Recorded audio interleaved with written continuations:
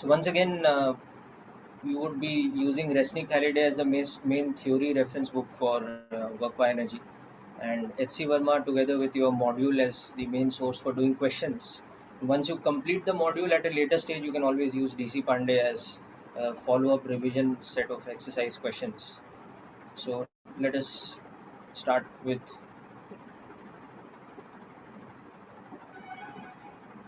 work, power and energy.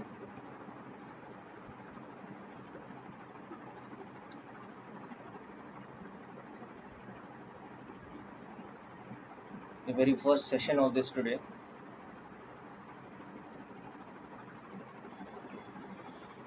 So we will begin by understanding the definition of the concept of work done.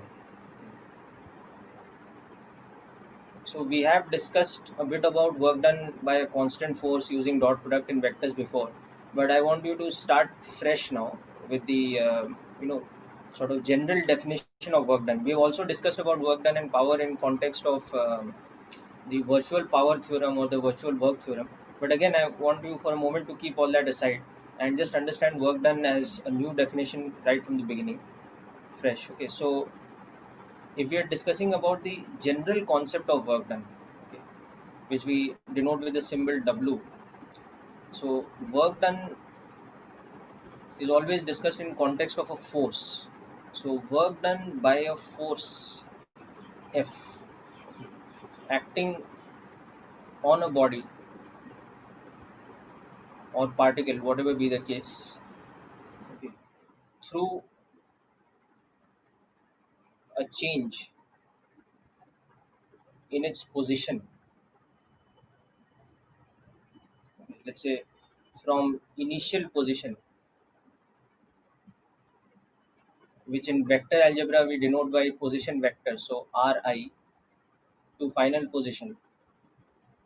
In kinematics, you've seen the position of a particle or a body is denoted by a position vector, which is generally denoted with Rf, the final position, and Ri, the initial position. So work done by a force is always in context of the displacement of a body or a particle, or the motion of a body of a particle, or in better words, the change in its position from some initial position to final position.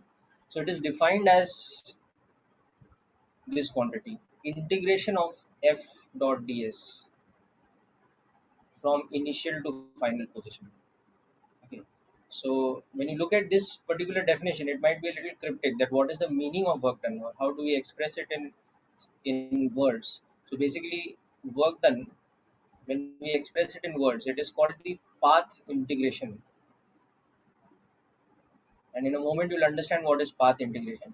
Path integration of the force, okay, from initial position to final position. So before you get into this and write this down, let me explain what exactly is the meaning of path integration. Okay. So let us say we are talking about a general three-dimensional kind of situation. So our coordinate frame is like this. We have a rectangular XYZ coordinate frame,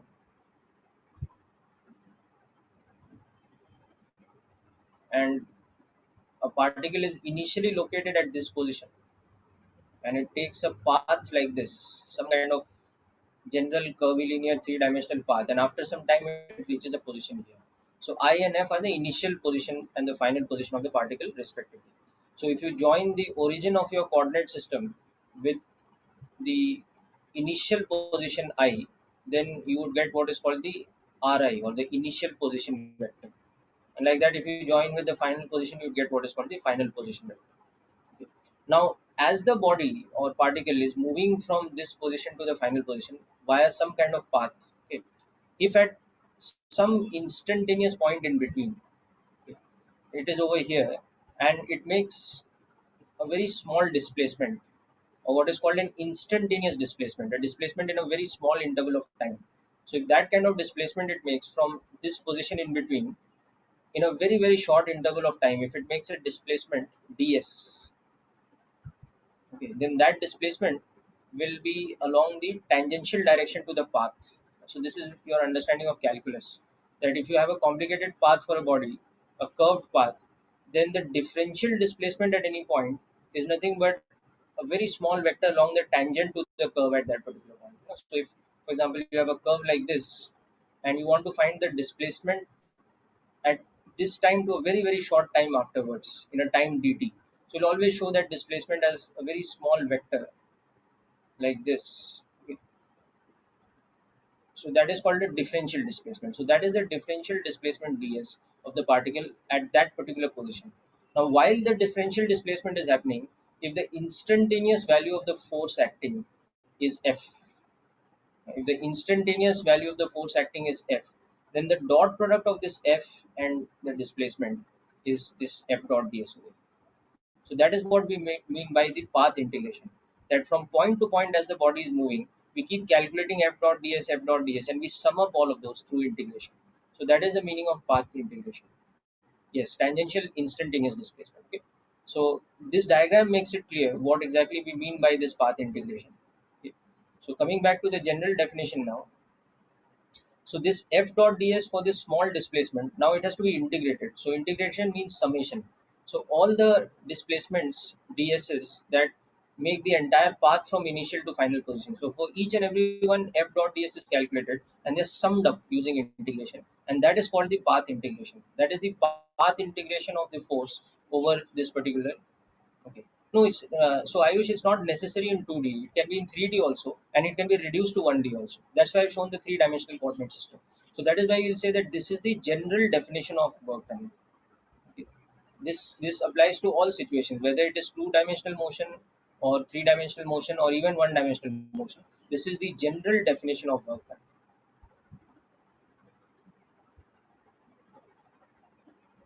Okay. In special circumstances, the definition will become simplified, but the general definition, which is applicable always, like we say Newton's second law, that net force is rate of change of momentum, whether it's a variable mass system or constant mass or particle or rigid body or whatever, it's always applicable. So like that, this is the general definition of work done, where ds is defined as the differential displacement.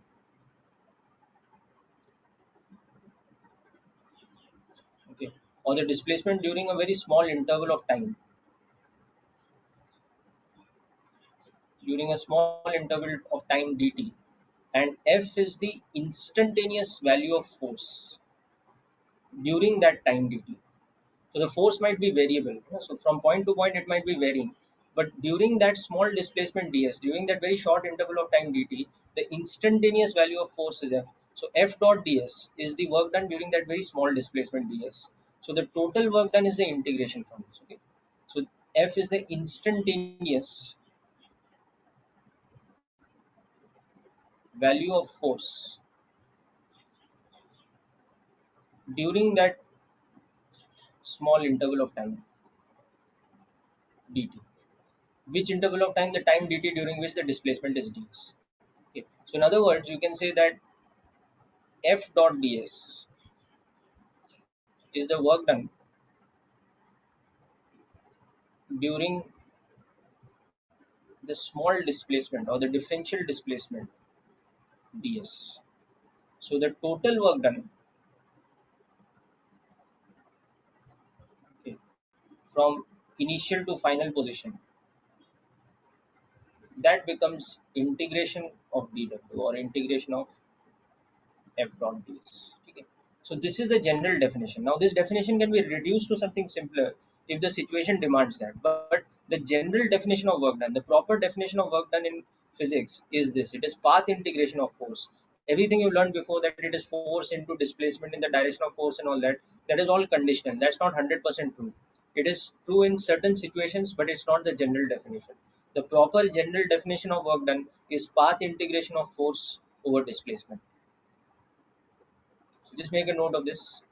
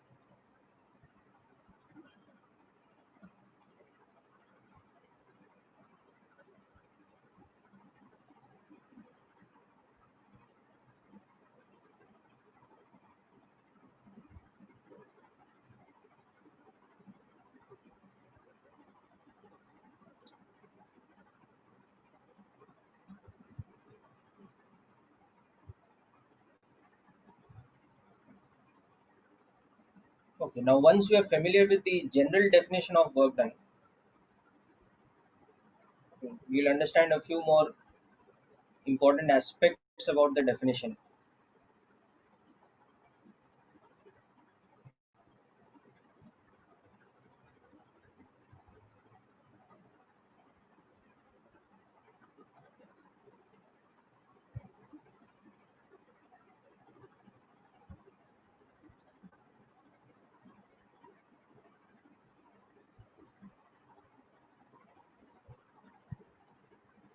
Okay, so let's come to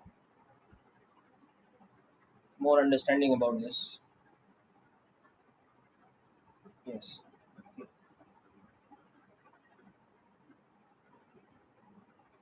So defining the work done as integration of f dot ds. Now, one thing we should be careful about is what exactly we mean by ds. Whose displacement are we talking about? Okay, so if we are calculating the work done by a force acting on a particle, okay, then it's very simple. ds is the differential displacement of the particle itself. So there is nothing confusing about it. Okay. And that is what we'll be following in most of this chapter. Even if we have a rigid body, we'll be able to treat it like a particle because we haven't come to rotational mechanics yet. Okay. So here, if a particle is moving along some path like this, so whatever is the differential displacement of the particle, that only is the ds in my definition of work done. So there's nothing confusing about this. Okay. However, in case of a rigid body, we have to be a little bit more careful, and especially this will become important when we come to that chapter of rigid body mechanics or rotational mechanics. The force acting on a rigid body, we should understand that ds is equal to the differential displacement of something very specific. It is differential displacement of the point of application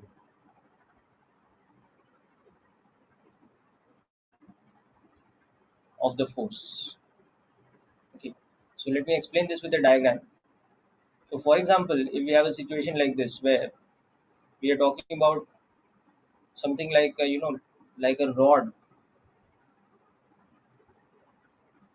hanging from a hinge on the wall or on the ceiling. Okay. And what is happening is we are applying a force at this point like this over here. So the force is acting at this point, and after some time the rod, as a result of this force, it rotates like this, and it moves like this. Then we should be very clear what we mean by the displacement ds. So the force is acting at this point. So we must consider ds as the displacement of that particular point where we are applying the force. So this will be the ds over here. The point of application of the force, if it is moving from here to here, that is the displacement ds that we're talking about. It is not the displacement of the center of mass, for example. This is the center of mass of the rod, but this will have a displacement which is different compared to this. Okay, so here when we consider differential work done during that small displacement as f dot ds, ds here is, as you can see, it is the displacement of the point of application of the force.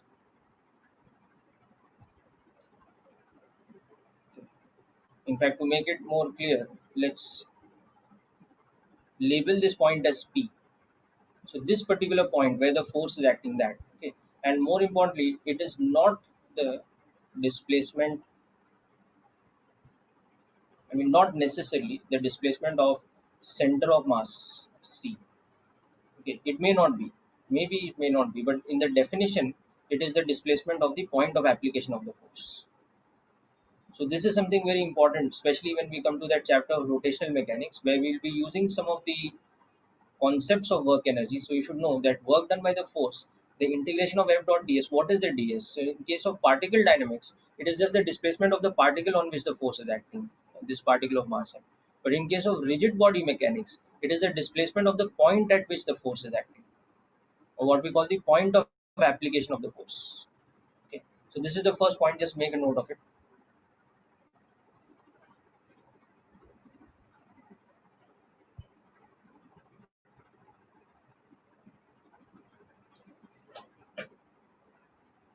Of course, if we are talking about something like this, a block sliding along the surface, and you are applying a force like this, then again it becomes very simple actually. You can treat the block like a particle because there's no rotation happening.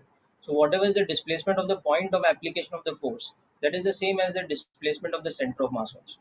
So it hardly makes any difference. In this case also, F dot ds, that is the work done.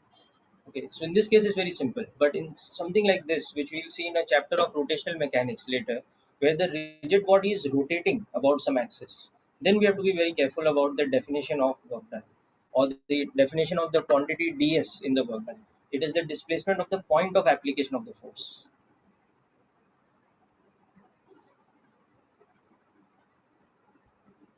Okay. So as I said, we won't worry too much about it in the questions in this chapter because we are mostly dealing with particle dynamics. But when we come to rotational mechanics, this will become a very significant point.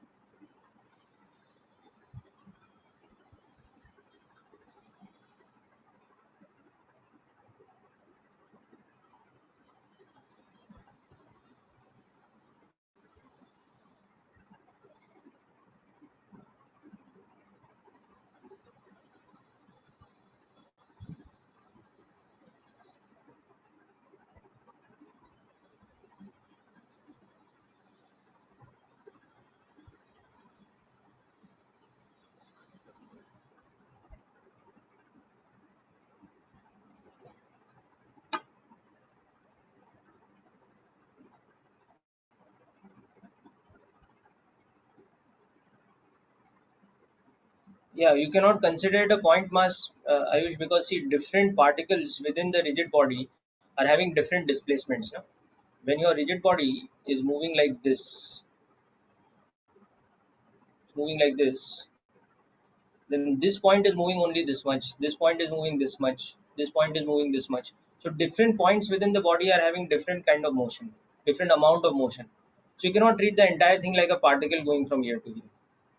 Okay, but in the case of a block sliding down an inclined plane, now see here what is happening. If a block is sliding down an inclined plane, every particle within the block is having identical motion. So as far as the dynamics is concerned, F is equal to ma. You can treat every particle within the body as the same. So you can treat the entire mass of the body as a particle in the free body diagram and show it like a particle moving from here. Is the point clear, Ayush? Okay.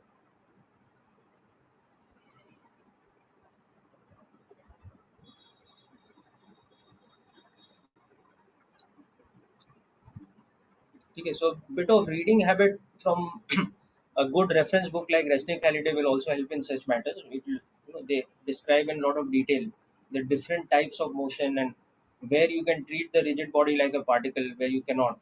Okay. Of course, by the time we do rotational mechanics, these points will become even more clear to you because there you will learn how to apply the mechanics for a rotating rigid body. So far, we are only learning how to apply mechanics to a translating rigid body. That means a rigid body that is moving without any rotation. Okay. Now, next point, let's discuss about the dimensionality and the units. So that's pretty simple. So from the definition, the first thing which is obvious is that work is a scalar quantity because it comes from definition of dot product. Okay. It's a scalar quantity. Okay. However, it is defined in terms of two vectors. Okay. So that's where the scalar product thing becomes important. Okay. Defined from scalar product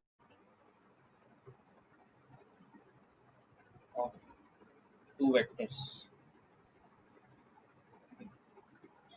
And the dimension of work is equal to the dimension of force into the dimension of displacement, because differential displacement has the same dimension or the same unit as displacement.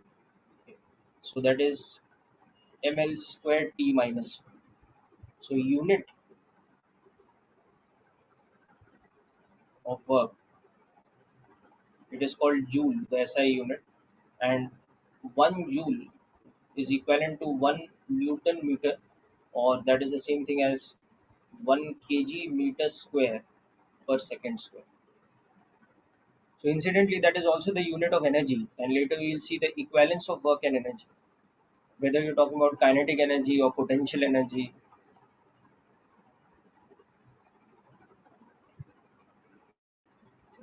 CGS unit, as I'm sure all of you know, is called erg.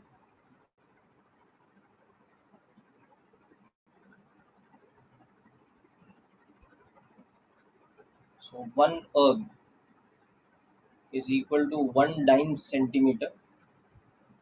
Okay, so that is the same thing as 1 gram centimeter square per second square. And the conversion is that 1 erg becomes 10 raised power minus 7 joules. Okay.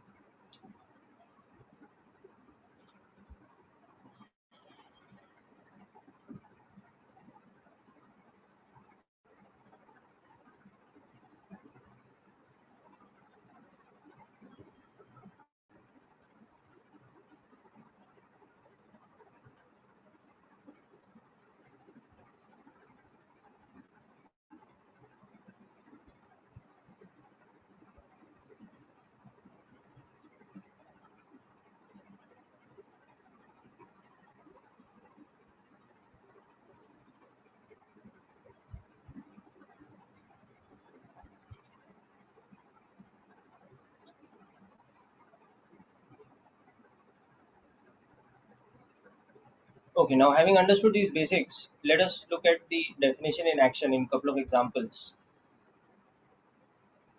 So we'll start with an interesting situation. Okay. So suppose we have this situation that we have a smooth surface like this.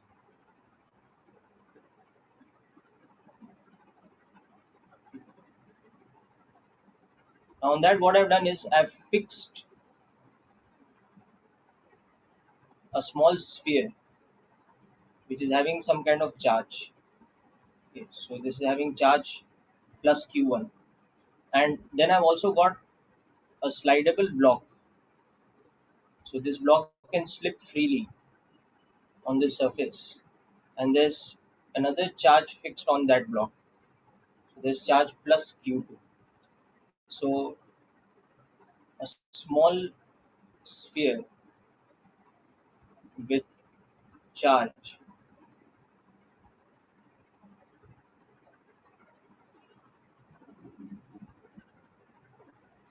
plus Q1 is fixed, okay, at the point O, okay, on a smooth horizontal plane.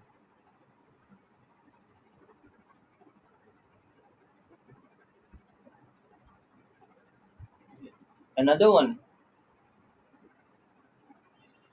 Q2, is fixed to a block that can slip freely on the smooth surface. Okay. So now what is happening is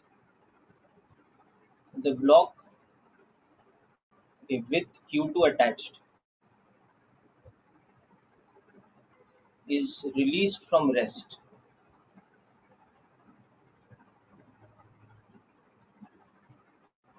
from the position E, okay, and due to repulsion moves away. Okay, so the moment you release it because of repulsion, this will start moving away. So it was here at t equal to 0. Now after some time, let's say it moves away and reaches somewhere here. while this one is fixed, so that one will not move. So B moves, or this other one moves to this point B. So if this distance here is small a, and this distance is small b, okay, we have to calculate the work done. So first of all, given the electrostatic repulsion force, okay, F is k q1 q2 by r square, as you know. Okay, so this is equal to alpha by r square, where alpha is a constant, which is nothing but that k into q1 q2, and r is the distance between q1 and q2. So given this expression, find out the work done by the electrostatic repulsion force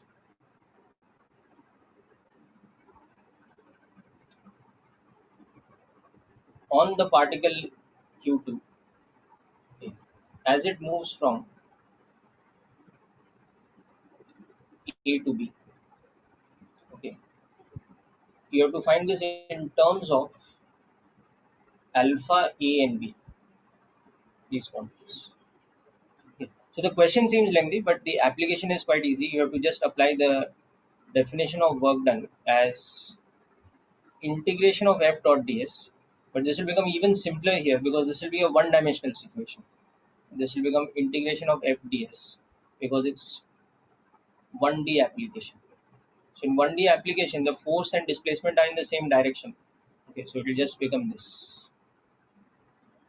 Yeah, Amok, take down this question first. I will take you back to the earlier slide before. After that, that is anyway units and dimensions. I'm sure you have studied about that before also. Okay, so just try out this now. So the hint to you is that in a 1D situation, in a one-dimensional application, the dot product of f dot ds just becomes f into ds. There's no angle involved. The force and the displacement are in the same direction. So it becomes the simplest situation that we are integrating. So just try this out.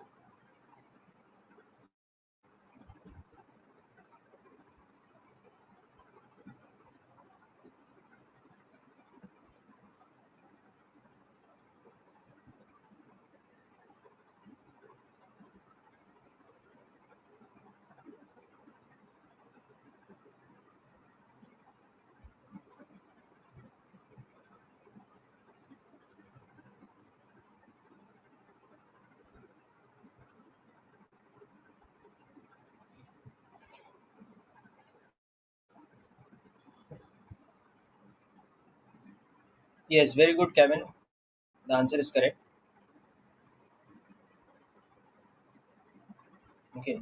So now for the representation purpose, I will just show the two particles because the block and all is not important. We know it's moving along the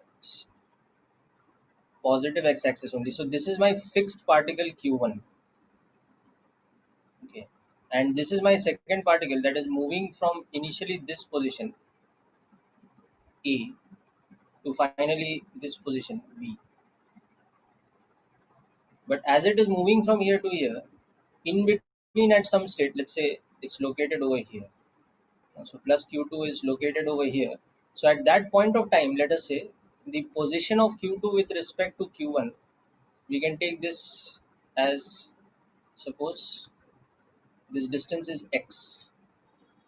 Okay, so now at from here to here, while it is making a small displacement, so that small displacement will become dx. So while making this small displacement dx, what is the electrostatic force which is acting on it? That force is acting along this direction only. Okay. So that is given by that formula. Okay. So if we are designating this as our x-axis, we can say that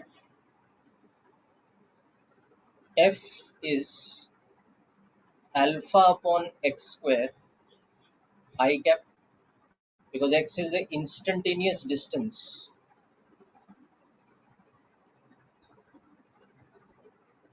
between the particles q1 and q2. Okay, and obviously alpha is that universal constant into q1 q2, but that's not important here. It's given to us as alpha. Okay, whereas the small displacement, that's also happening along the x-axis. So f dot ds here reduces to alpha by x square dx, just using that dot product algebra. Very good, Shubham, that's correct. Correct, Nikita. Okay, so now you can see that during that small displacement ds, the work done is this much. So the total work done from A to B will just become integration of f dot ds from A to B. So when I substitute this here, you can see the variable of integration is x, because we are integrating with respect to x. So A corresponds to, sorry, this should be capital A and capital B. But now here at the lower limit, at the point capital A, the value of x will become small a, and at the point capital B, at the final position, the value of x will become b. So this becomes alpha dx by x square, limit x equal to a to x equal to b. Now you know that the integration of dx by x square is calculated this way: x to the power minus 2 dx. So x to the power minus 2 plus 1 upon minus 2 plus 1 plus c. So the indefinite integration is minus 1 by x plus c. So the definite integration, we will just put the limits x equal to a to x equal to b. So you can see this will become alpha. Now you have to be careful while substituting. The upper limit is minus 1 by b minus the lower limit minus 1 by a. So that's how it becomes, as you people have correctly calculated, most of you, alpha into 1 by a minus 1 by b. So you can leave the answer this way, or you can also write it as alpha into b minus a upon ab, taking the LCM. Now you can see here that logically we have got the work done as positive. Okay, but because b is greater than a, so it makes sense, because a repulsion force is pushing the particle further away, so it should be doing positive work. So it just about guarantees that over here. So this is an example of the application of the definition of work done by integration, and the proper definition of work done, f dot ds, path integration, albeit in a one-dimensional case. Okay. So this is an example of one-dimensional application of work done as path integration of force. Yes.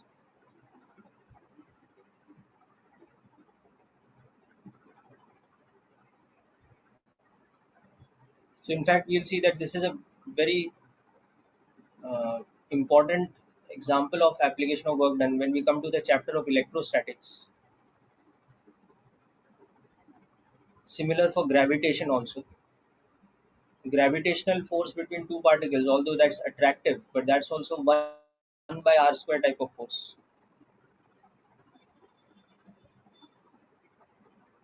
ds कैसे आया Ayush? Because see what is happening in general, any differential displacement, see any displacement has a set of components, na, like this.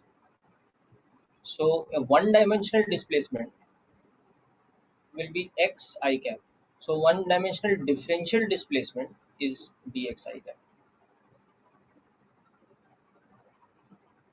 Yes, then friction would also be doing work better. So if Nikita, if there was frictional force acting on the block, then separately friction would also be doing work and it would be doing negative work. Okay, but that would not affect this answer because here we are calculating the work done by the electrostatic force. So whether or not friction is there, whether or not somebody else is pushing the block, whether or not any other force is doing work, but the work done by the electrostatic force will always be this much only, because that will only be concerned with the electrostatic force F. Okay. So this here is the work done by the electrostatic repulsion force.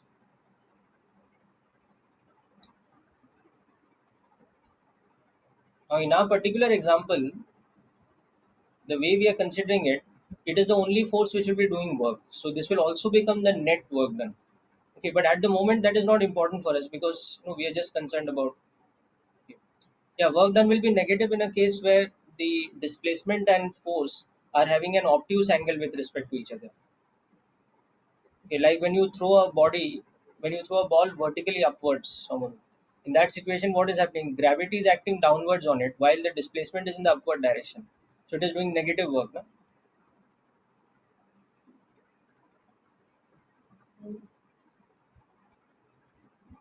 Right, so that's just one simple example, many cases also. Okay, now similarly in this case also, if somebody else was pushing q2 towards q1, okay, while they are repelling each other, then the repulsion force would be doing what kind of work? It would be doing negative work.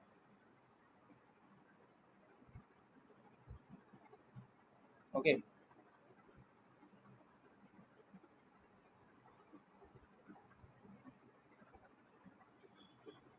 Okay, next up, before we see more examples of the application of integration and things like this, next we'll see a very important property of this definition. Okay. For work done by a constant force, we are talking about a constant force, it means both magnitude and direction is fixed.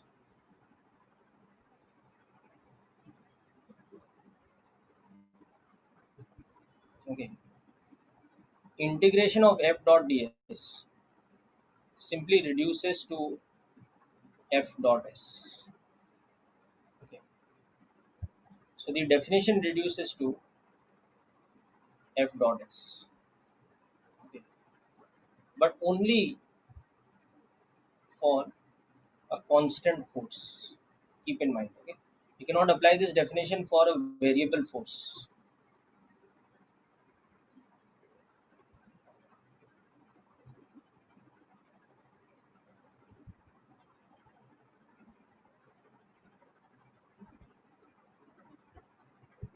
Okay. So let's understand how this works out.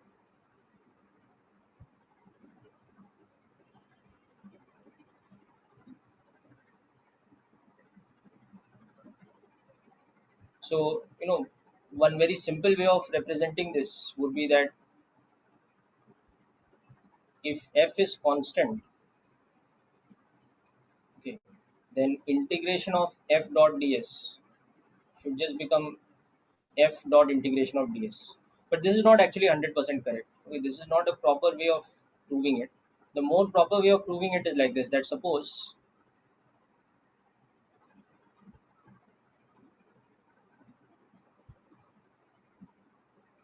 because the force is fixed, So I'll take a two-dimensional case to make life a little bit easier. So if f is equal to f1 I cap plus f2 j cap, okay, 2D example of constant force. So f1 and f2 are fixed values. A constant force, so their components must also be constant. So in a two-dimensional plane, a small displacement ds will be represented as dx I cap plus dy j cap. Okay. So therefore the work done, so this is the proof of this, okay, which is integration of f dot ds from initial to final is integration of f1 I cap plus f2 j cap dot product with dx I cap plus dy j cap. Now you can just visualize the diagram. Suppose in a 2D plane, okay, a particle is making a random kind of journey like this from initial to final. But as the particle moves, the force on it always remains constant. So the force vector at every point is the same, though the differential displacement vector will vary from point to point. Okay. So the force is a fixed quantity, but the differential displacement is from point to point is making a different angle like this. So the differential displacement has two random components dx I cap and dy j cap.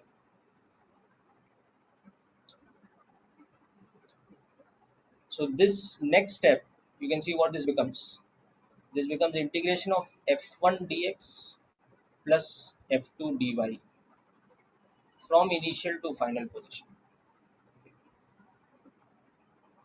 So that becomes f1 integration dx from initial to final plus f2 integration of dy from initial to final. So that is nothing but f1 into final minus initial x coordinate plus f2 into final minus initial x coordinate. So that is nothing but f dot s, because what is the displacement vector? The displacement vector is final position minus initial position. In kinematics you've seen this. So it is change in x coordinate I cap plus change in y coordinate j cap. So this is the proper vector calculus way of, if you have to show the proof of this. Okay. So therefore f dot s will become like this, because f is f1 I cap plus f2 j cap. So if you're taking the dot product of this vector and this vector, you can see why it is becoming this. It is becoming f1 into change in x coordinate plus f2, or the y component of force into change in y coordinate. So that is nothing but this. So you can see that the work done becomes this. Okay. So I mean, proof aside, this is just a way of demonstrating why we can say with confidence that when the force is a uniform value, a constant value, then the work done will reduce from the path integration to a dot product between the force and the displacement. Okay.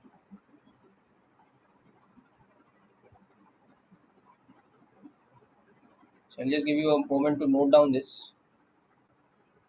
Yes, Amog, I will take you back to the earlier example after this. Just first understand this.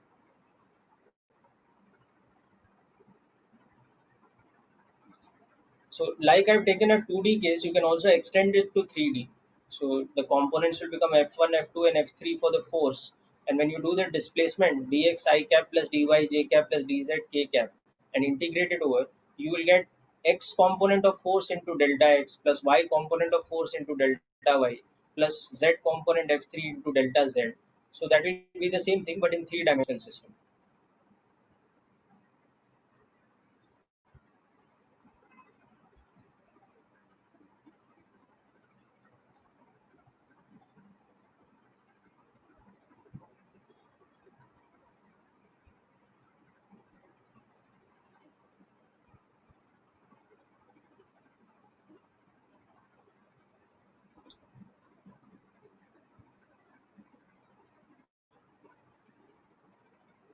So irrespective of anything else, what is the path the particle is taking, whether the motion is 1D or 2D or 3D, what are the number of forces acting on the body, if the other forces are constant or not, it does not matter. If we are talking about a particular force which is constant, then the work done by the force simply reduces to the scalar product of force and displacement.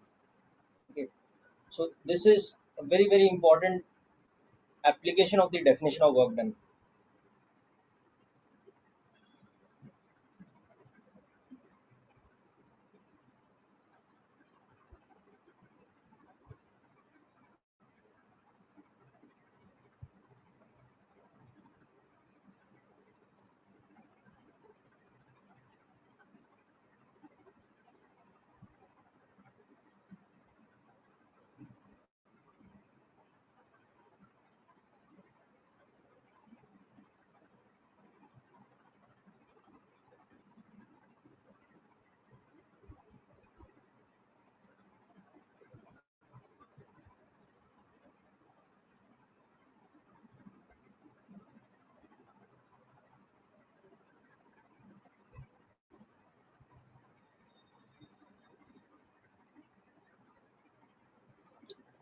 Yeah, now Amok, which is the example you want to see? The electrostatic force example or just the work done by constant force?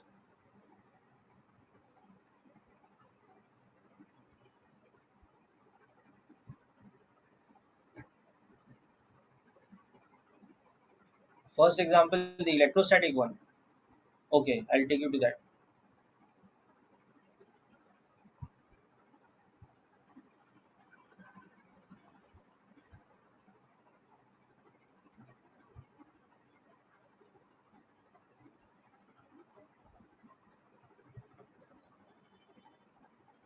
Okay, this example.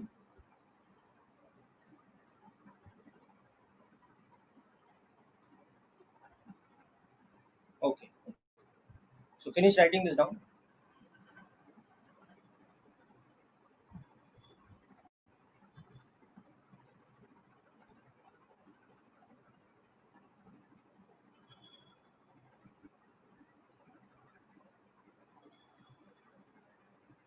Yes, Vaishnavi, that is correct. If the force is not constant, then we cannot use dot product F dot S. We have to do the integration. And if the force is constant, then the integration only results in dot product. So we can do the dot product directly. Hence the general definition. The general definition is path integration. Okay. The dot product becomes a special case of that only when the force is constant. Okay. So that's another thing you should note down here, that for any variable force, the work done has to be calculated by path integration.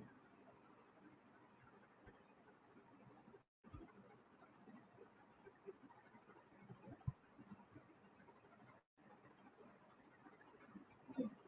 It is only when the force is constant that we can reduce this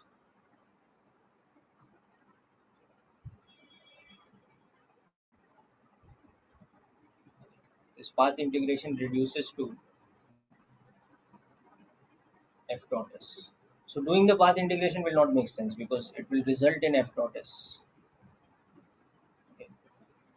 All right. So let's see an example of the application of this. So now we'll come to something which is extremely simple in calculation. So we have that regular inclined plane kind of problem.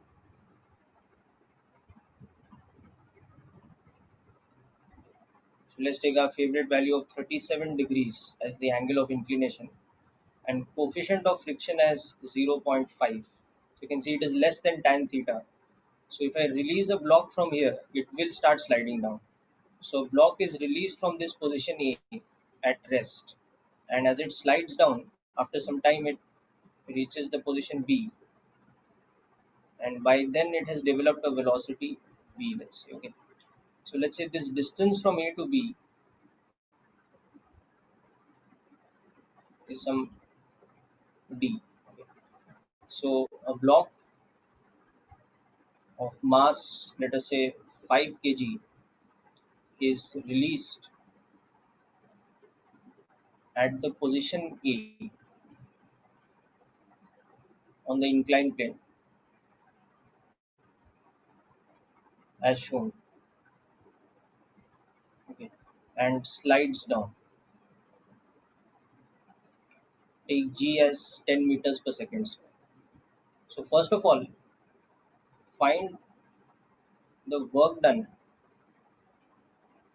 by each of the forces separately. Okay, each of the forces acting on it separately for the displacement from A to B. Okay. And secondly, show that the net work done, that is the sum of work done by each of the forces,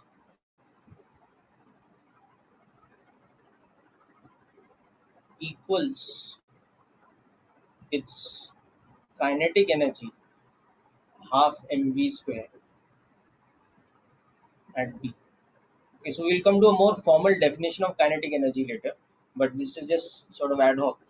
So you should be able to show by some means of proof, okay, that this net work done that we'll calculate in joules, it should equal to the actual kinetic energy of the body when it is at the position B. At that instant, whatever speed V it has a particular instantaneous value of kinetic energy. So we should be able to show that the net work done equals to that.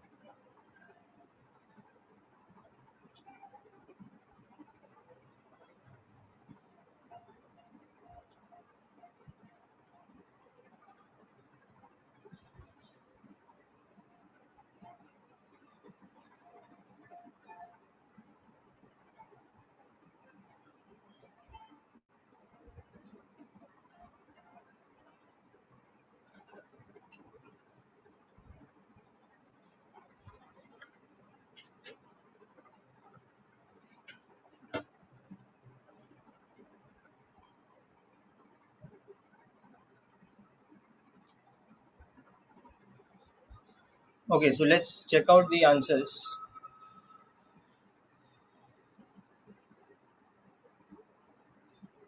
Yeah, the answers will come in terms of D over here. Okay, so later you can take some value of D also, but first you can check out the answers in terms of D. Mg is doing positive work. Okay, I just put the value of D as 1 meter simply. Okay, just put D as 1 meter.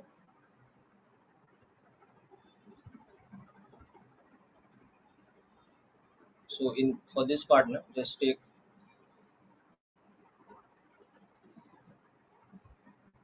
suppose you take it as 1 meter. Let's see what we get for this. Okay. Okay, so first of all, the thing that you have to understand is the angles.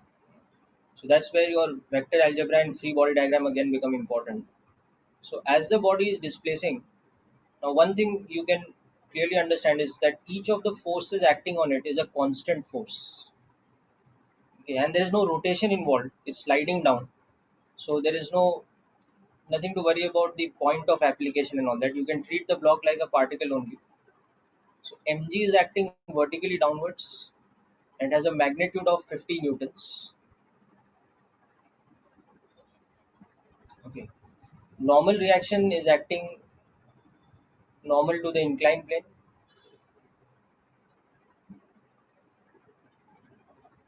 Okay. And in this case, because the angle of inclination is 37,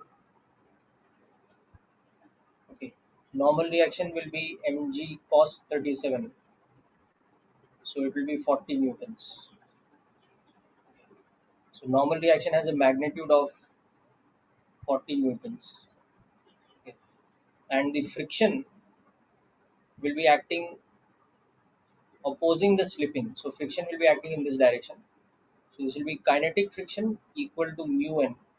So that will become over here 20 newtons in magnitude. Okay. So these are our forces where you can clearly see that this angle is theta. Okay. Now let's talk about the displacement vector. So the displacement vector, now why we can afford to talk about the displacement vector, because we are dealing with constant forces. So we don't have to do the path integration. We can just get away with doing the dot product. So this is our displacement. And I am saying that it has a magnitude of 1 meter now. Okay, but you can just write it as d equal to 1 meter. Okay. Yeah, so let's calculate each of these. So the first thing we'll understand that three forces, mg, normal reaction, and kinetic friction act on it. Okay, all are constant. Okay, so we can calculate work done by dot product. So the answer to the first part, the work done by mg, can just calculate as mg dot s. So in this case, you can see that it will become, now this angle between mg and s is 53 degrees. Okay, so it will become mg d cos 53, or it will become 3 by 5 mgt. So work done by gravity will be positive and it will be equal to 3 by 5 of 50 into 1 meters. So that is how much? 30 joules plus 30 joules. This will be the work done.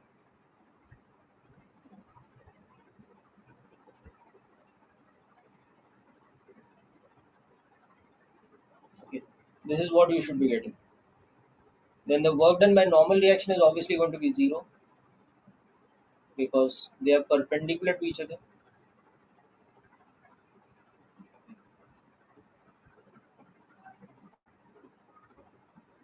0. And when it comes to work done by friction, that is where the example of negative work done will come into play. So work done by friction, so this will become minus of friction into D, or you can write it as cos 180 also first. So it is friction into D into cos 180. So that is minus of F. So that will become how much? Minus 20 joules. Okay. So the net work done for the second part we can see is 10 joules, and we should be able to show that that is the kinetic energy. Ayush, it is coming from the dot product only, ना? So क्या हो रहा है? If the frictional force is in this direction, the displacement is in this direction, ना? So the angle between them is 180 degrees. So the dot product is telling you, no, that work done will be negative here. Okay. So there's no sign convention as such. It is all coming from angle. In the case of gravity, the direction of the force is like this and the displacement is like this. So even without worrying too much about what the angle is, you can see this is an acute angle. So you have to see that the work done will come out to be positive.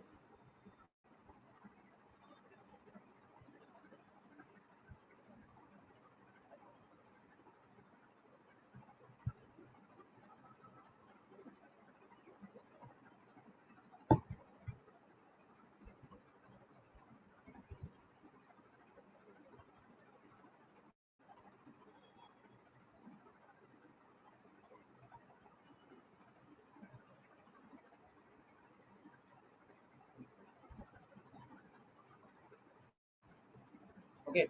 And you can see in the case of normal reaction, the angle between them is 90 degrees. The normal reaction is in this direction, the displacement is in this direction. So this angle is 90 degrees. So the work done is zero. Okay. So in case of constant force, to tell whether the work done is positive or negative or zero, you have to just consider the angle. Obtuse angle, even 180 is an obtuse angle, negative work done. Acute angle, even zero is an acute angle, where work done is positive. In the special case where force and displacement are perpendicular, you can show that this thing, the work done will be zero. Okay, now second thing, the net work done here will be the sum of work done by the three forces. But remember, when we talk about sum, it is algebraic sum. So it is plus 30, okay, plus 0, plus of minus 20 in joules. So it is 10 joules. Okay. The net work done is positive of 10 joules from A to B. Now at B, the speed V we can calculate like this separately. We know from Newton's laws that this acceleration is g into sine theta minus mu cos theta. Okay. So it is 10 into 0.6 minus 0.5 into 0.8. So you can see that the acceleration is 2 meters per second square. That's correct. Okay. So if the displacement is now 1 meter, okay, and initial velocity is 0, then we can use the relation that v square is equal to 2as. So this v will become square root of 2 into 2 into 1.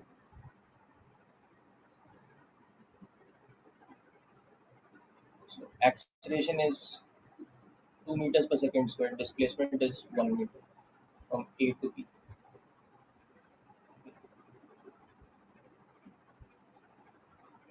So we're getting this speed as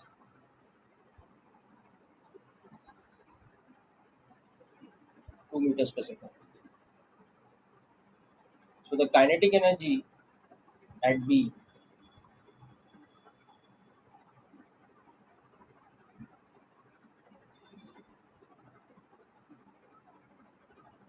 is coming out to be 10 joules. And this just shows that the net work done equals the kinetic energy. Now the reason for this we'll see is a theorem which we'll be discussing very shortly. It is called the work kinetic energy theorem. That is, the net work done by all the forces on a body equals to its change in kinetic energy. So it is not just a random coincidence. This will happen every time as long as our calculations are correct.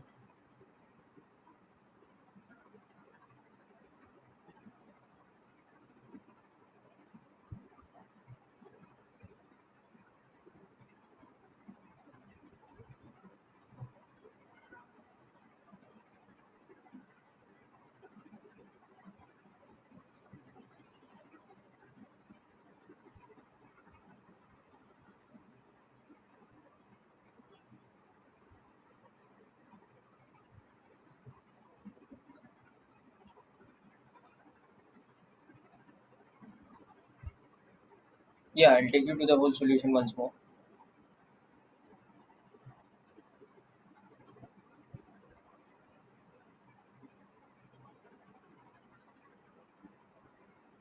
So this is the first part.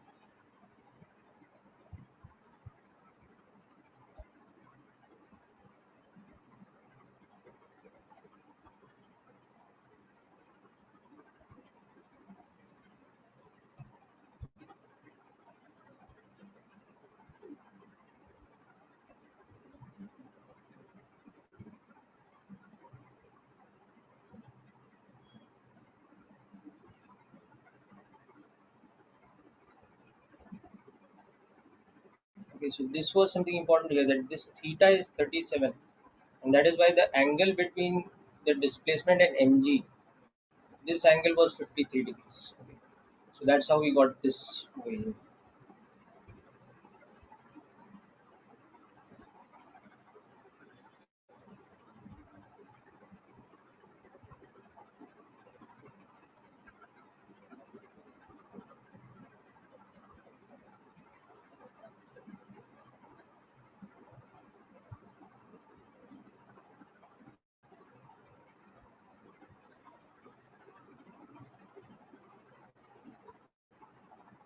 Okay, so people, hope you are clear with this.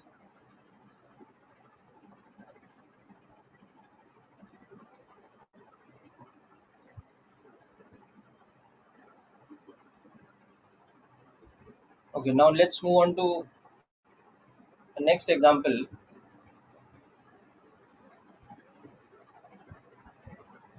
where we have a somewhat different situation, because what we have in this next case, okay, yes, good, is that there is a sort of curved surface like this,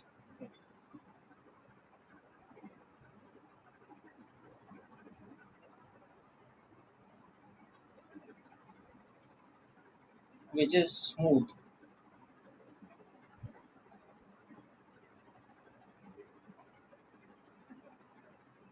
but it's not a regular inclined plane. So this is a smooth surface, this kind of curve. Okay. And we release a particle from the position A. So a particle mass m is released from the point E. Now this vertical height is h, and this horizontal displacement is d.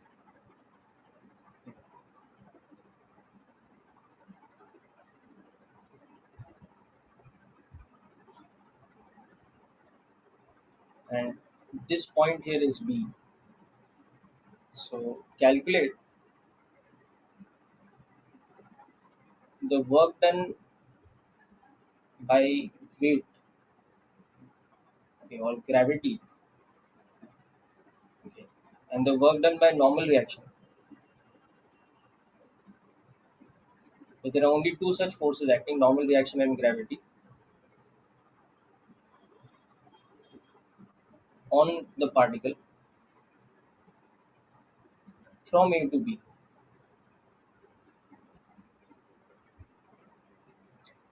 Okay. So here you have to be a little bit careful about how you will apply the definition of work done.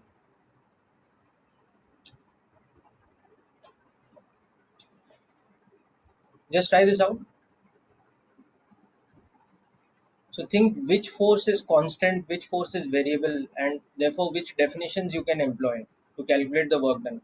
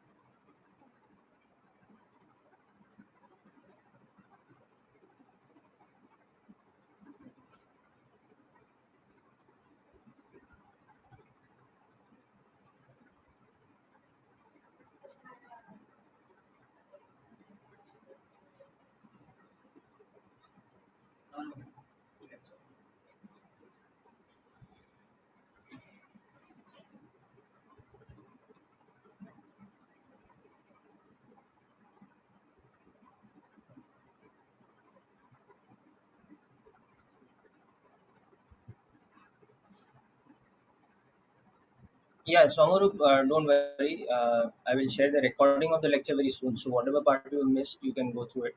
But basically, we are still doing examples of calculation of work done. Okay, so I'll give you the hint. Okay, Snikita, your first part is correct. Pritin, your answer is correct. Okay. Uh, Anybody else who has got the answer? Yes, Kevin, your answers are correct. Okay. So now you see, while the body is moving down this surface, let's talk about the forces acting on it, how they are acting. So to begin with also, mg is acting like this, vertically downwards. Okay. And normal reaction will act perpendicular to the surface. So normal reaction will act in a direction which is like this, let's say. Okay. Because the tangent to the inclined plane at that point is like this. Okay. Now by the time the particle moves somewhere here, again you will see that it's more or less the same story. Normal reaction is perpendicular to the instantaneous tangent's direction, whatever that is. So normal reaction keeps adjusting its direction. It's a self-adjusting force, remember we had discussed. So it's perpendicular to the tangent always. Okay. Whereas mg is not bothered. Mg is a uniform force, a constant force that is always acting vertically downwards. Okay. Wherever. So it doesn't matter whether particle has reached here or here. It's always the case. Okay.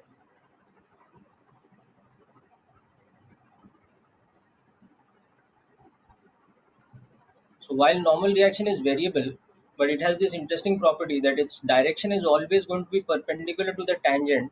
So what relationship it will have with the differential displacement ds? It will always be perpendicular to it. Because at any point, remember that differential displacement is always going to be along the tangent.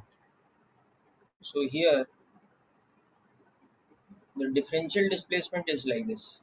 Here, the differential displacement is like this. So the one which was complicated was the normal reaction because it's variable, but that actually becomes very simple because n dot ds at every point is going to be 0. Whereas the other one mg, it's a constant force. We need not worry about integration. We can just calculate by dot product. Okay. So now we come to our solution. So mg is a constant force. Okay. In fact, we can even define our coordinate frame like this as usual, and we can define mg as a vector as minus mg j cap. So work done by mg will just come as mg dot s. Now the displacement from A to B, you can see in my diagram, it is minus di cap minus h j cap. So the work done, which is mg dot s, when you calculate this dot product, you can see it is going to be plus mgh. So work done by gravity is going to be positive because the object is losing height. It's going to be this much. But the second part, normal reaction is a variable force. Why it is variable? Because its direction is continuously changing and its magnitude is also continuously changing accordingly. So work done by normal reaction is integration of n dot ds. Okay, but n is perpendicular to ds at all points, or you can say at any instant of time. So n dot ds is 0 at all points. So work done by normal reaction comes out to be 0. So just because in two examples we've got work done by normal reaction is 0 is not a general rule that work done by normal reaction is always 0. Okay, but.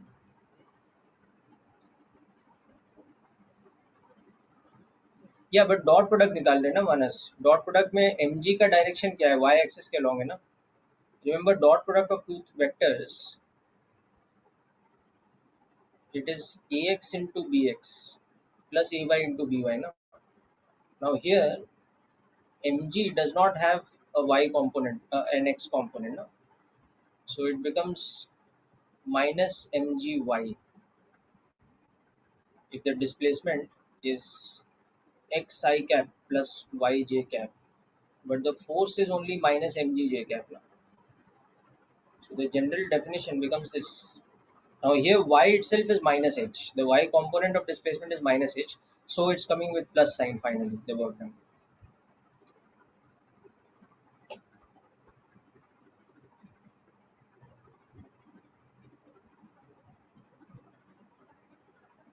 Okay, so what you have done is you have taken the hypotenuse as the magnitude of the displacement, but then you have to multiply it with cos theta. So when you multiply it with cos theta as the angle between mg and the hypotenuse, you will see that cos theta will come out to be h upon hypotenuse. So it will become mg into hypotenuse multiplied by h upon hypotenuse. So ultimately it will come out to be mgh. So you can do it by the triangle geometry also, but so if you just take the triangle between the points A and B, so this is your displacement. So it's fine, you can do that. Okay. But you will be concerned with this angle, no? And this is h and this is d. So s is magnitude will come out to be h square plus d square. But then your weight is acting along this direction. So when you do dot product, mgs cos theta, so that will come into play.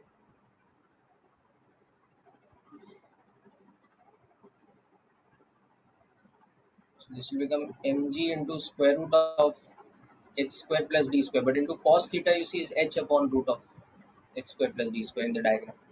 So again, you are getting that same thing. You are getting this as mgh. So you can take this approach also, but it's not necessary. The vector approach is much easier here. I mean, the component approach is much easier here for the dot product.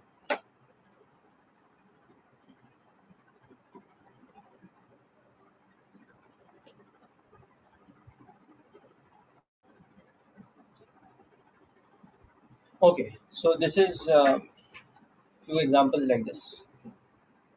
Now, one next very important example is going to be work done by spring force. It's again a variable force, but because we are going to come across springs repeatedly in work energy, so we will develop a formula for it so that we don't have to do the integration every time. Work done by a spring force. Okay. So let us begin with the situation where our spring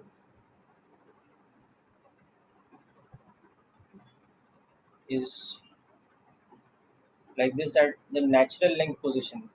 So it does not have any force. Okay. But from here, if we extend the spring, for example,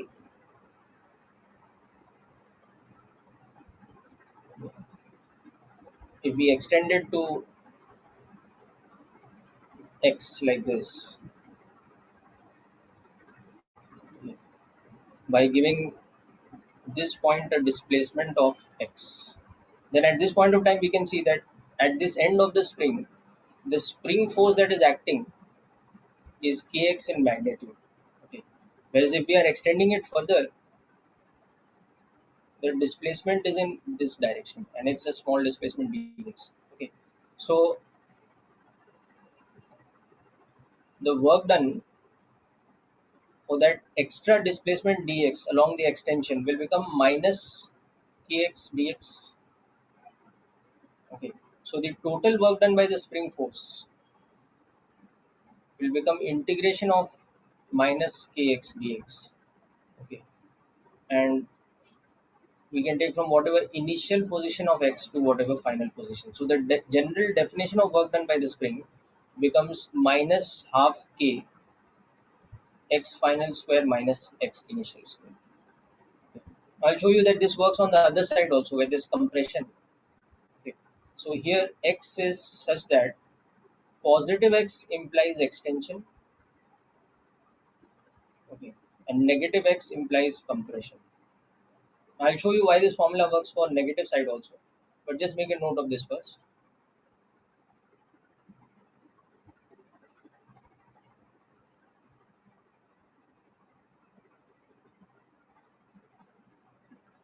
So this becomes the general formula for work done by a spring, which is coming from the integration definition.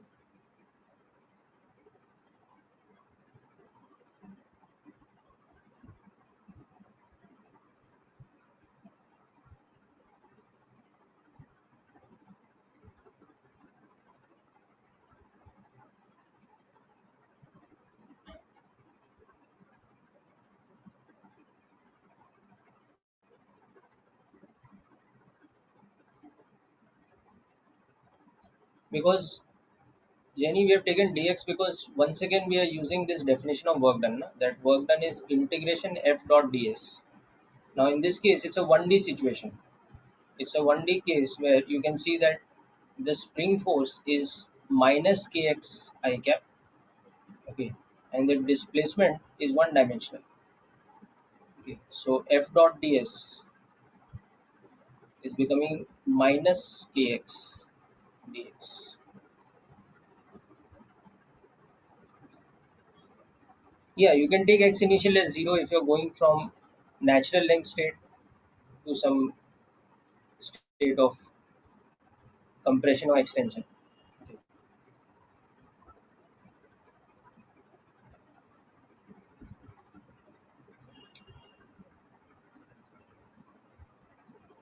Okay, so to understand the generality of this, now what we'll do is we'll use a vector notation.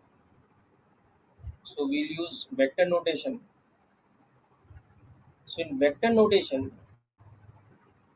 if you compare the natural state of the spring with either compression or extension, so we take this point as x equal to 0 when this is at natural length. Now, when you compare that with a state of extension, as we had just done, okay, this is at some positive x now, okay, because we are taking this direction as our x-axis. We are taking this direction as our positive x-axis. So at this point of time, the spring force is of magnitude kx, but as a vector, it is becoming how? It is becoming minus kx I cap. Okay. So in this formula, you can see that for x being a positive value, okay, the spring force is along minus of I cap. Okay. Now the same formula works when we are talking about this also. When we are talking about a compression also. On the other hand, if the spring is on the other side, so it is compressed. So compared to this now, this had a positive value of x, this has a negative value of x. So here x is negative. Now what about the spring force? It's in this direction. Its magnitude is kx, but it's in this direction. So again, this formula only works here also. For x being negative, you can see for x having a negative value, the direction of spring force is along positive I cap. Okay. So that's why when we write the spring force as a vector quantity, this is a universal definition, whether x is negative or positive. Okay. And in 1D case, any displacement we are making, whether the displacement is towards the negative direction or positive direction, a differential displacement will be written as dx I cap. Okay. Now, depending on whether we are moving in the positive x direction or negative x direction, that the limits of integration will take care of whether dx should be negative or positive. So the general definition of work done by the spring, which should be integration of the spring force dot product with the displacement vector integrated over the path from initial to final. So when I replace the spring force, I should replace it with minus kx I cap. And when I replace the differential displacement, it should have only one component, dx I cap. The rest of it, whether this is negative or positive, it depends on the algebraic sign of dx and x. So that the limits take care of x initial to x final. So as a formula, it just becomes minus k x dx integrated from x initial to x final. So that's why the formula which we had derived in the 1D case only on the extension side, it becomes a general formula. Whether we are talking about extension or compression, the work done by the spring force is given by this formula.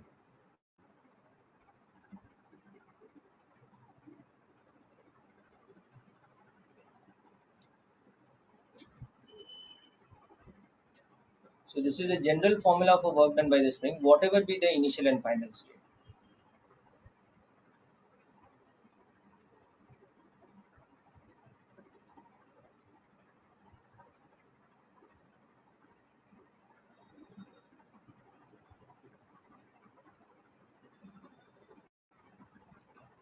The work done by a spring, or the work done by the force applied by the spring.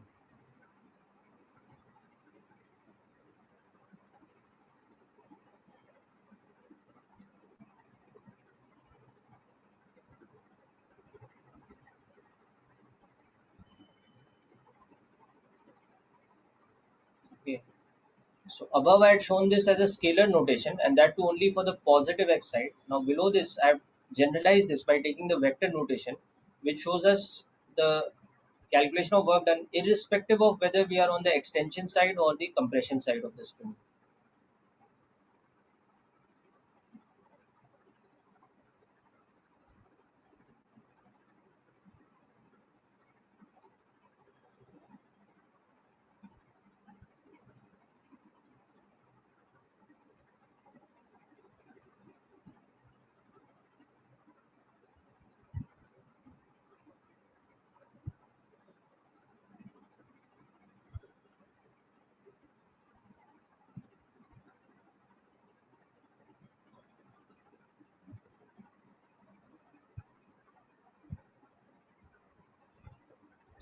Okay, so when we generalize this thing from the scalar notation to vector notation, we are covering both the sides, the positive x side as well as the negative x side. But for both the sides, the vector formula of force remains the same. It's just that when you're on the positive side, x is substituted as a positive quantity. So the force is negative of something I cap. So the direction of the force is minus I cap. But when you're on the negative side, automatically the force's direction becomes positive because x is negative. Na? So minus of kx becomes a positive quantity. So the force is some positive quantity into I cap. So the direction is along the positive x-axis. So it takes care of the restorative nature of the spring force on either side of the natural length, whether we are on the compression side or on the extension side.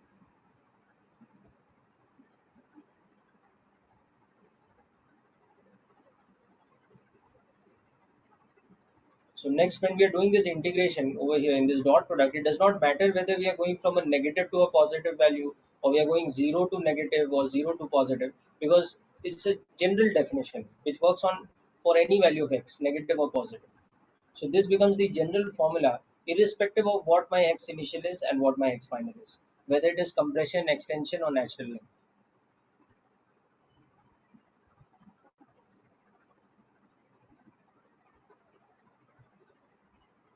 Okay, so hope this point is clear. So what this now tells us is that anytime a spring is going from natural state, that is x initial 0, to a deformed state, okay, what is happening? The work done by the spring will be negative. So this formula shows us this. Okay, if a spring initially at the relaxed state or natural length state, that means x initial is 0, okay, is taken to a state of deformation. Okay, so that is either x is plus or minus of x. Okay, so that means that plus x would correspond to extension, or okay, x final being negative of some x would correspond to compression. But in either case, the work done by the spring will become minus half k x final, so that is plus minus of x minus x initial, that is 0. So work done by the spring will be negative. It will be minus half kx square. Okay. So this is the work done by the spring when we go from natural state to deformity. Okay, so that's the first point.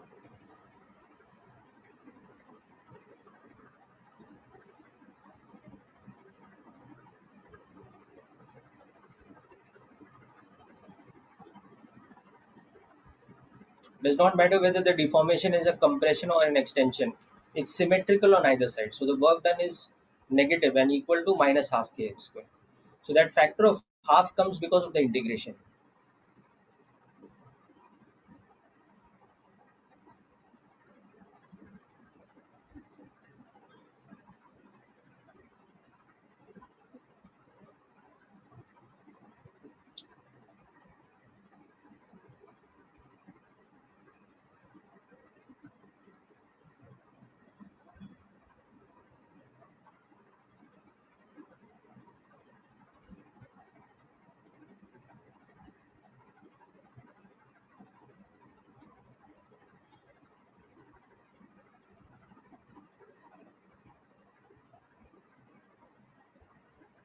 Okay. Now next up, let us understand that if a spring initially at a deformed state,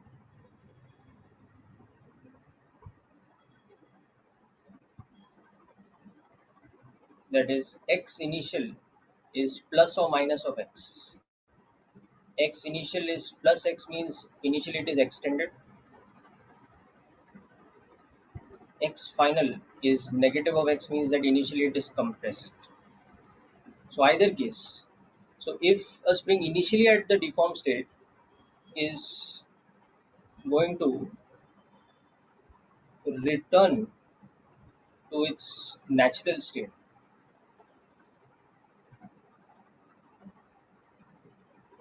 that is x final is 0. Okay. Then during this process, the work done by the spring will be positive quantity. Minus half k. Now final is 0 and initial was either plus or minus x. So it doesn't make a difference whether it is compressed or extended. The work done by the spring will be positive of half kx square. Okay.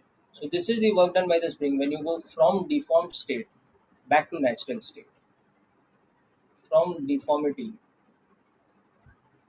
of plus minus x back to relaxed state.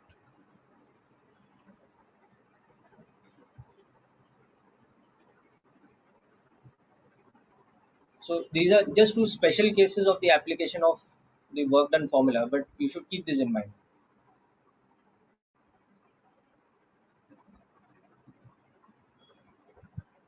Yeah, work done by gravity will be positive na, as the block is going down. You can see the displacement is in the direction of force now, and that is why its kinetic energy increases the further it goes down. Whereas when you throw a stone vertically upwards, why it starts decelerating as you go up, as it goes up, because gravity is doing more and more negative work on it. So its kinetic energy is decreasing.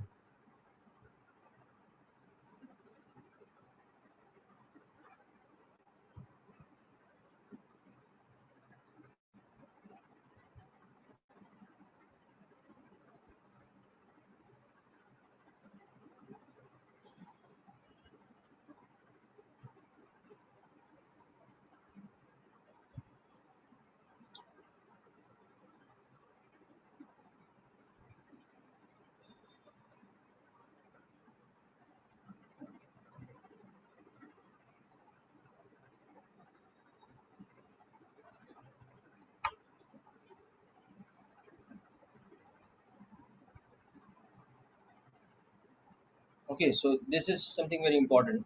Now let us understand this with a numerical example. Okay.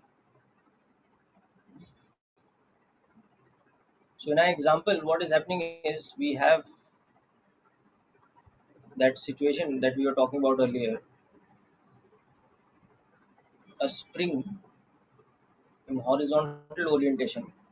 Okay. But this time there is also attached to the spring. So this is a smooth surface, and there is a block of mass m which is attached to this spring. Okay. And initially it is at rest at the natural length situation of the spring. So this is at natural length. So the spring constant is k. So a block of mass, let us say 4 kilograms, okay, attached to a spring of spring constant, let us say, okay, something, let's say 25 newtons per centimeter. Okay. Initially at relaxed state. Okay. Now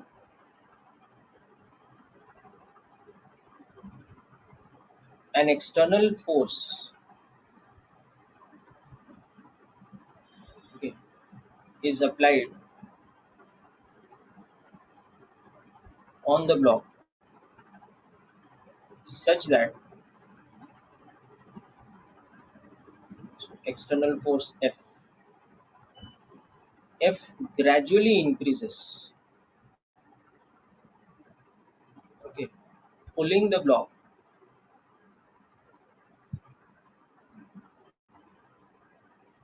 very slowly,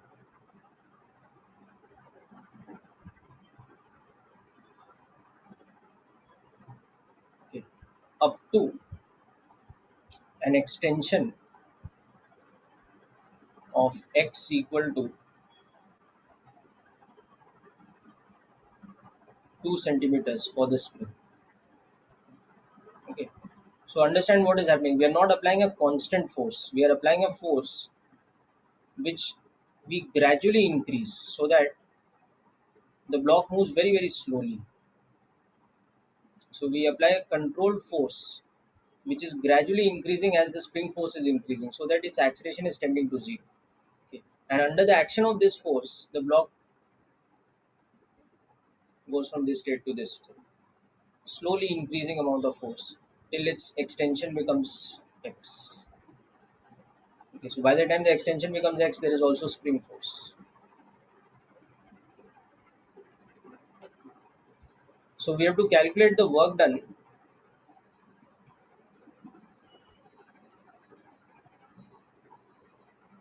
in this process by the external force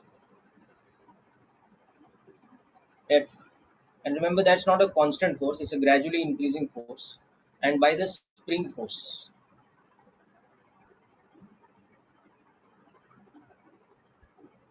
Okay. What work the spring force does and what work the external force does to calculate this. Okay. So just start with this. Then we'll come to the second part of this question.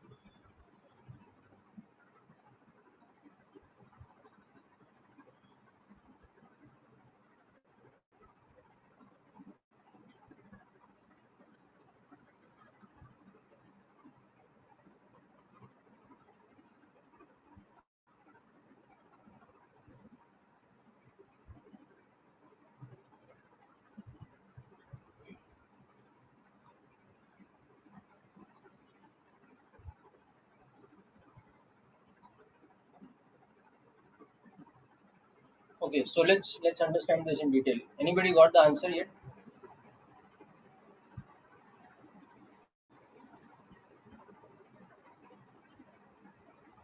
Okay. So if B is that much, then what about A?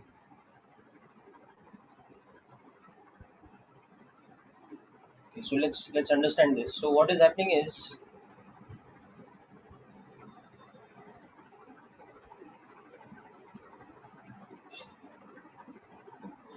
let us say this is some intermediate stage.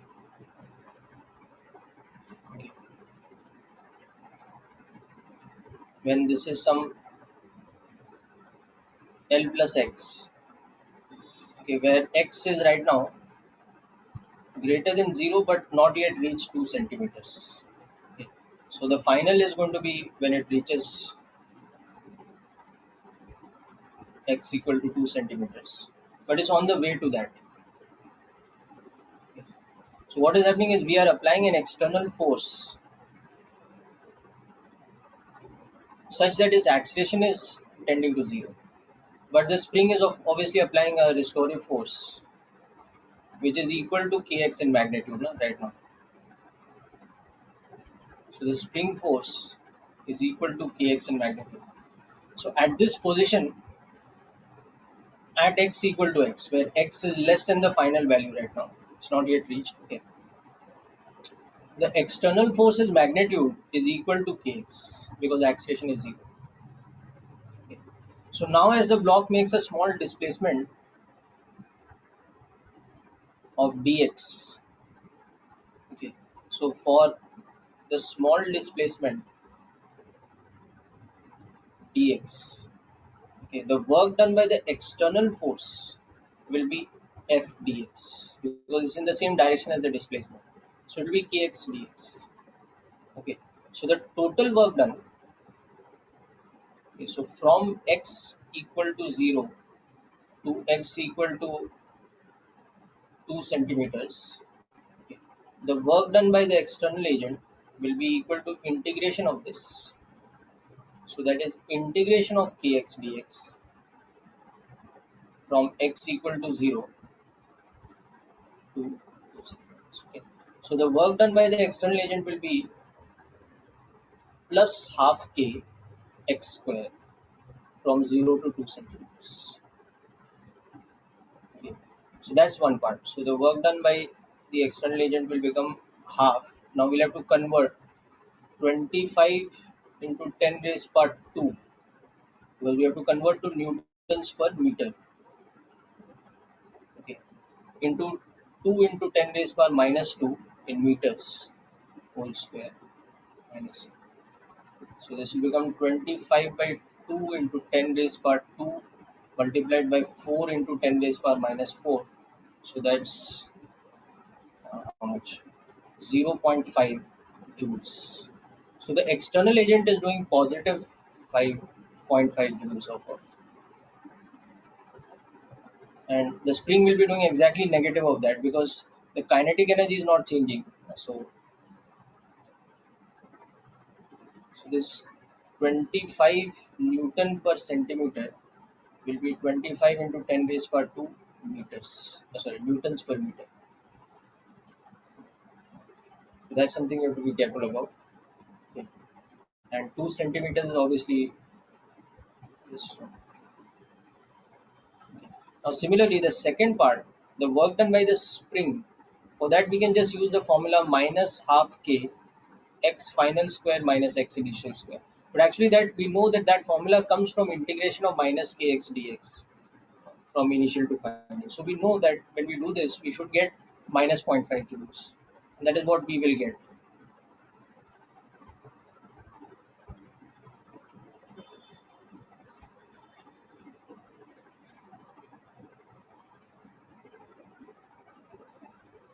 So this will come out to be minus half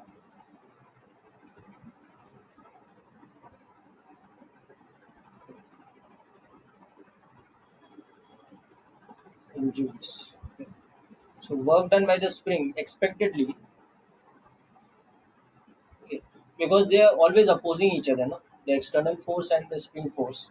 The external force is always negative of the spring force at every point. Okay, so that is why it is obvious that work done by the external force is exactly negative of work done by the spring. So in order to pull the block against the spring force, we have to do this much work. If we are pulling it very gradually, and the spring will end up doing the negative work of minus zero point 0.5 joules. Okay, so hope this example makes this clear for all of you. Okay, now the second part of the question is,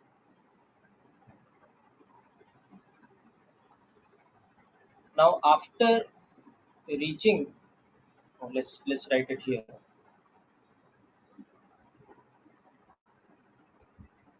Okay. After reaching an extension of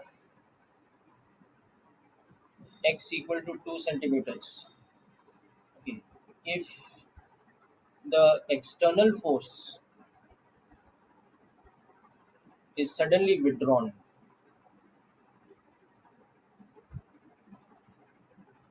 okay, then find the work done by the spring from x equal to plus 2 centimeters back to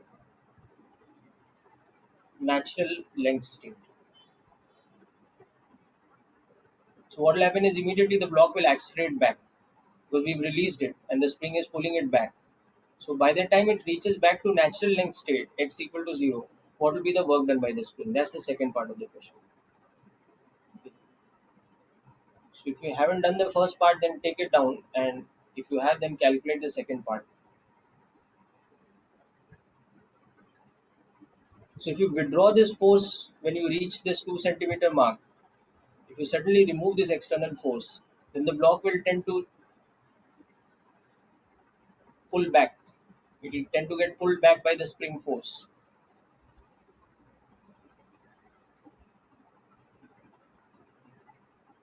Remember, at this point of time, its acceleration is 0. But the moment you remove this force, it gets pulled back. So by the time it reaches back to x equal to 0, what is the work done by the spring? So it's, yes, obviously it is zero point 0.5 joules plus or zero point 0.5 joules. For that, you can directly use the formula. Okay. So the second part, from the initial position of plus 2 centimeters to the natural length, the work done by the spring will just become minus half k.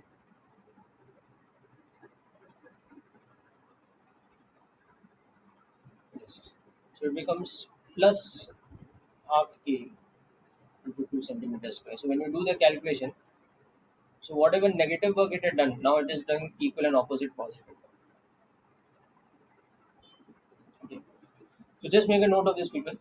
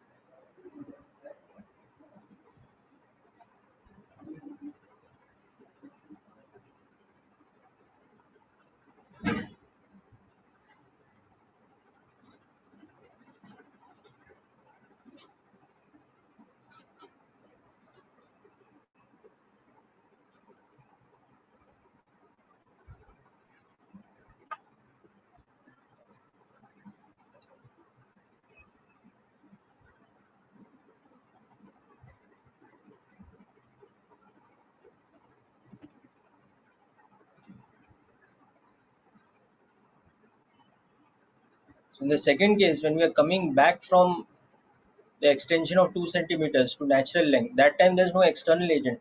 We will withdrawn that force. Okay. And of course, weight and normal reaction are always balancing each other. So the spring ends up doing this much work. So later when we see work energy theorem, we'll see that this work done by the spring is converted into kinetic energy. So when you release the block from that extended state, it gains kinetic energy as the spring relaxes. And by the time the spring is back to natural length state, it would have gained this much kinetic energy. The kinetic energy of the block would have become zero point 0.5 joules. Okay, people, so this is where we will conclude today's session.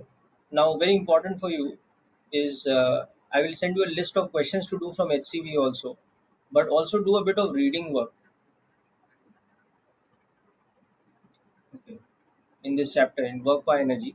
So read about all the things that we've discussed, the general definition of work done, okay, the concept of path integration or calculation of work done, okay, work done by spring force, okay, and then in context of what we're going to discuss in the next lecture, read ahead about something called conservative and non-conservative forces,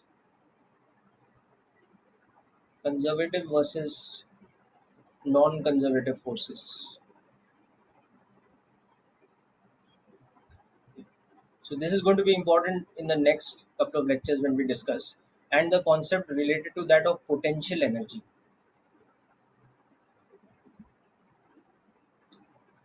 So I'd like you to do some early reading about this, plus HCV questions, which I'll send you a list of. You can start doing. Also solved examples from HCV. Okay, and next time when we discuss some HCV questions, we'll also pick up some of the doubts in friction. Okay, so keep your doubts, particularly from the module for friction ready. Okay, I think HCV, all of you finished by now. And in the next lecture, while we are doing questions from HCV for work by energy, we'll also pick up some of the questions from friction, if anything is pending. Okay, so that's it for today's session, people. All the best.